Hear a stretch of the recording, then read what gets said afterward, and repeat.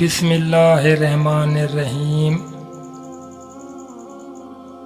حضرت غوث اعظم شیخ عبد القادر جیلانی رحمۃ اللہ تعالیٰ علیہ کے شاگرد بیان کرتے ہیں کہ ایک مرتبہ آپ حزب معمول ان کو درس دے رہے تھے۔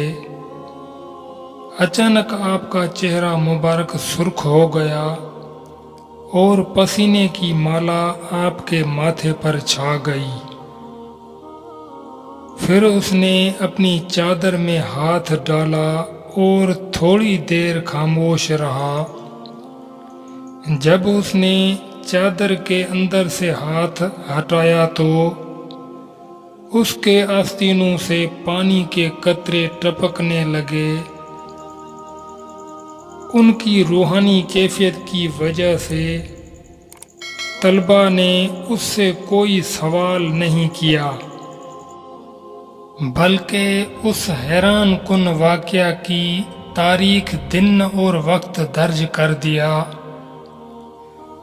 اس واقعہ کے 2 ماہ بعد تاجروں کا ایک گروہ جو سمندری راستے سے بغداد آیا تھا، حضرت غوث اعظم شیخ عبد القادر جیلانی رحمۃ اللہ تعالیٰ علیہ کو مختلف طائف پیش کیے۔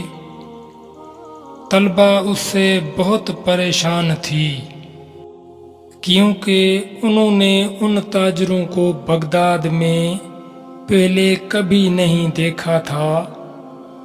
انہوں نے تاجروں سے تحفے لانے کی وجہ پوچھی تو انہوں نے بتایا کہ 2 ماہ قبل جب وہ بغداد جا رہے تھے تو ان کا جہاز ایک شدید طوفان میں پھنس گیا تھا۔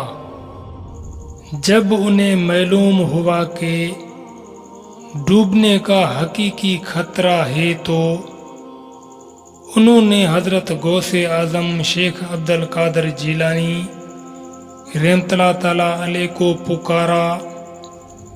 جب انہوں نے اسے پکارا تو انہوں نے دیکھا کہ غیب سے ایک ہاتھ نے ان کی کشتی کو حفاظت کی طرف اٹھایا ہے۔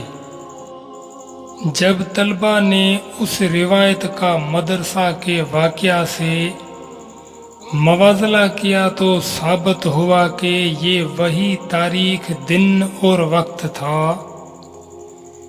جس میں عظیم ولی اللہ نے اپنے چادر میں ہاتھ ڈالا تھا، کیونکہ حضرت غوث اعظم شیخ عبد القادر جیلانی نے اپنی چادر میں ہاتھ ڈالا تھا۔